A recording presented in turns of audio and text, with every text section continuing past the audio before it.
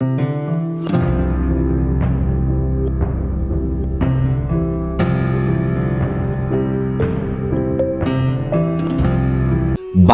विरत्तो मनुवो विसोगो एन्न दुखो परंपरेन न लिप्पई भवज्जय विसंतो जलेन वा पोखरिनी पलासम। इसका अर्थ हुआ जैसे पोखर में तालाब में खिला हुआ एक कमल का फूल। अब कमल के फूल के पत्ते जल में होते हैं, जल की बूंद भी उन पर पड़ती है, लेकिन वह फूल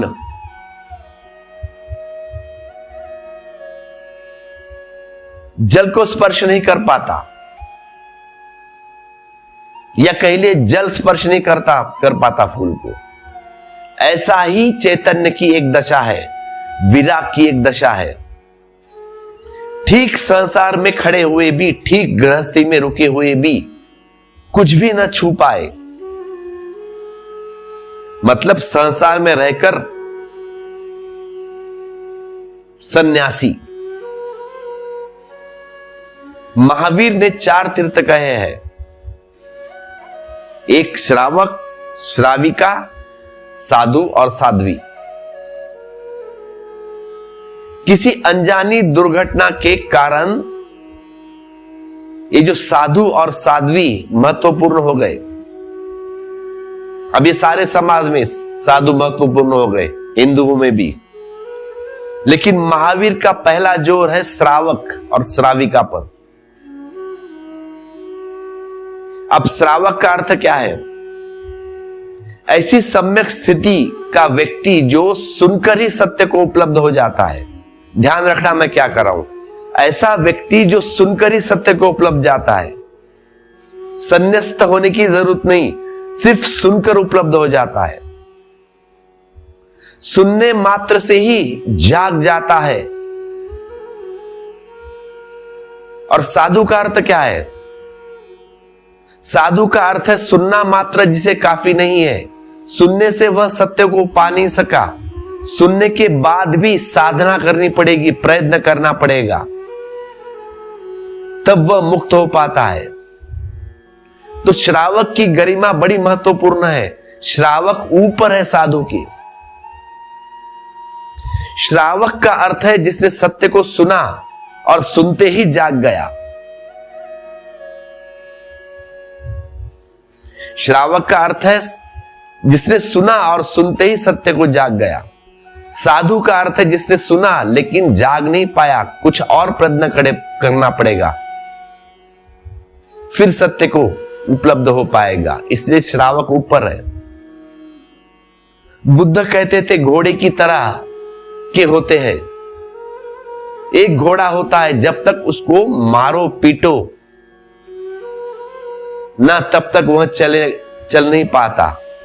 और एक घोड़ा होता है कि मारने पीटने की धमकी दी, गाली गलौज की, उतने से ही चल जाता है, मारने पीटने की जरूरत नहीं पड़ती। और एक घोड़ा ऐसा होता है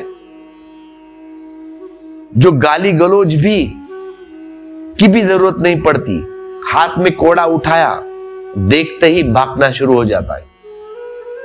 इतना ही घोड़ा देख लेता है कि बस काफी, उसे समझ आ गई, फिर दौड़ना शुरू। और बुद्ध कहते हैं एक ऐसा भी घोड़ा होता है कि कोड़ की छाया भी उसे काफी है। श्रावक का अर्थ यह है जिसे कोड़ की छाया भी काफी है, मतलब चाबुक।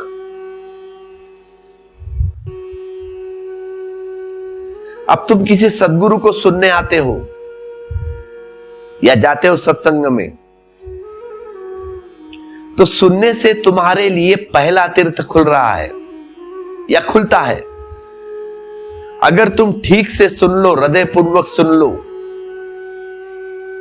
निमज्जित हो जाओ सुनने में, एक्सपर्ट हो जाओ सुनने में, तो करने को कुछ बचता नहीं। सुनने में ही गांठ खुल जाती है, सुनने में ही सत्य पता चलता है, सत्य उद्घोटित हो जाता है, उपलब्ध हो जाता है। सुनकर ही बात साफ हो जाती है, गांठ खुल जाई। कुछ अंधेरा था वह छट गया, कुछ उलझन थी वह दूर हो गई, द्वार खुल गए।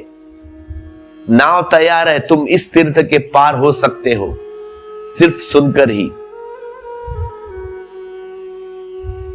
कुछ है जो सुनने से ही पार न हो सकेंगे।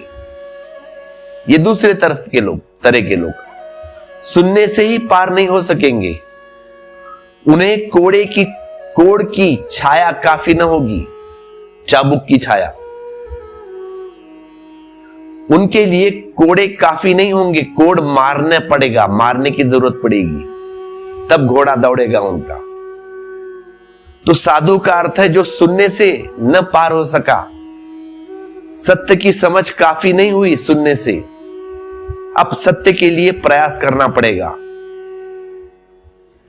तो वस्तुतः श्रावक की महिमा साधु से ज्यादा है, श्रावक साधु से ऊपर है। लेकिन यह साधुओं को बर्दाश्त नहीं हुआ और साधुओं के अहंकार को यह भला न लगा। तो कोई जैन साधु जैन श्रावक को नमस्कार नहीं करता, जैन साधु जैन श्रावक को नमस्कार नहीं करता। साधु और श्रावक को कैसे नमस्कार करता है? साधु और श्रावक को, सुनने वालों को नमस्कार करे। मेरा मैं बीच में आ गया, साधु ऊपर श्रावक नीचे हो गया।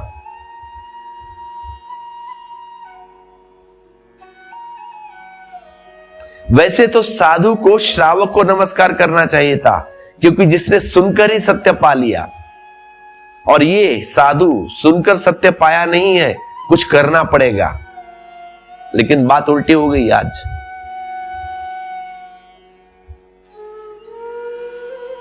हाँ, ये बात अलग है कि आज श्रावक नहीं बचा है, कहां श्रावक? पर दूसरी बात भी है,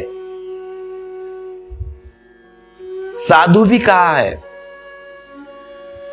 अब जो सुनकर पहुंचने वाले हैं बहुत मुश्किल है, मिलते ही नहीं। चाबुक की छाया से चलने वाले बहुत मुश्किल है। अब तो चाबुक से भी अपने को मार पीट कर किसको पता चलता है, क्योंकि उसकी भी आदत हो गई। सुनते से तो पता नहीं चलता, फिर ध्यान लगाते हैं मेडिटेशन, उससे भी कुछ होता नहीं, क्योंकि उसकी भी आदत हो गई। लेकिन वहां फिर मैं आता है। भाव से विरक्त मनुष्य शोक मुक्त हो जाता है। जैसे कमल का फूल, कमलिन का पत्र जल में लिप्त नहीं होता, वैसे ही वह संसार में रहकर भी अनेक दुखों की परंपरा से लिप्त नहीं होता है।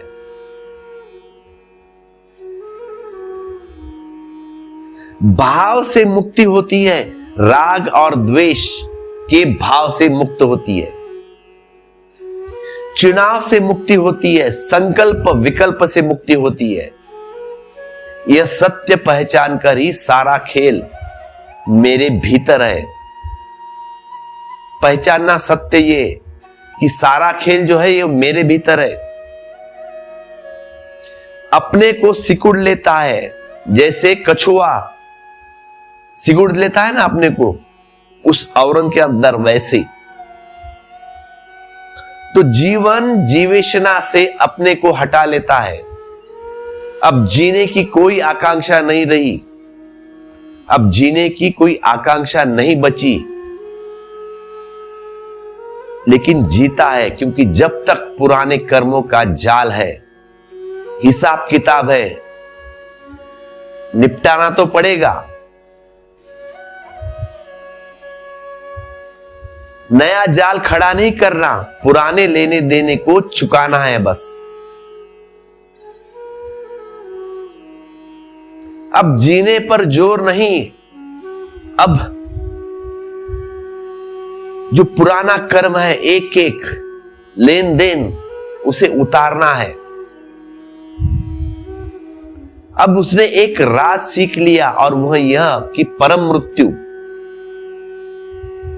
कैसे पूरी तरह मर जाए ताकि दोबारा पैदा न होना पड़े, और जिसके भीतर ऐसी भाव दशा आ जाती है उसकी सुबह ज्यादा दूर नहीं, उसकी सुबह ज्यादा दूर नहीं। धन्यवाद।